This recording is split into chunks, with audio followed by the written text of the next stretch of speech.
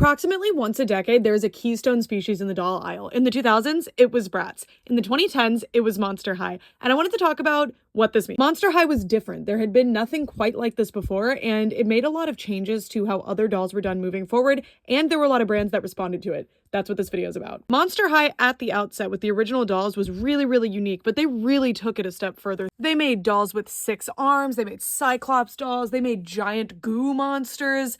They were doing things that no other doll line had ever done before. And this provided a buffer for investors and higher-ups at companies to allow designers to do crazy things. And that's where we get Bratzillas. This was Bratz's response to Monster High. This was actually not MGA's only response to Monster High. We will get there. Bratzillas were meant to be witch Bratz dolls, but as you can see, there's some really out there concepts. This one is more based on a dragon. You can see she has some scales on. There's some like Harlequin themed ones with the Switch-a-Witch, which was definitely inspired by Create-a-Monster. It's just a really, really cool doll line. There was a mermaid one too. I just unfortunately do not have her. I want that doll so bad. There's also a vampire. A fan favorite is definitely Pinky Cooper. There had been other doll lines that were dogs before, but I get the sense that this was something that happened in response to Monster High. That doesn't mean, to be clear, that anything was copying Monster High or could not have happened without Monster High. It's just like industry thing. There was Novi Stars, which was MGA's other response to Monster High, and these are alien dolls.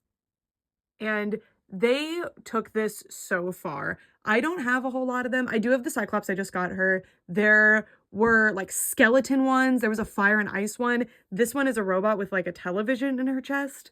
Yeah, Novi Stars is so cool. And I wish they weren't so expensive because I'd love to add more to my collection.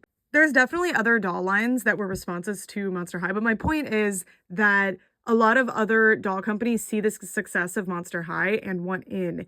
They want in on the pie. And that allows designers to be way more creative and kind of center around things that Monster High had going for them, which is that they're weird. They're not like other dolls. They were super articulated, which was more of an action figure thing, especially at the time. They came with stands, which again was more of an action figure thing, especially at the time. They weren't just regular people. They had like fantasy skin tones. They had a lot of interesting things going on. And most toy companies would not allow a doll line like this to happen because it's scary.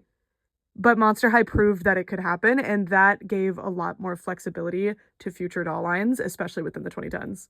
If you were a Monster High fan in the 2010s, did you have a favorite response line? Let me know.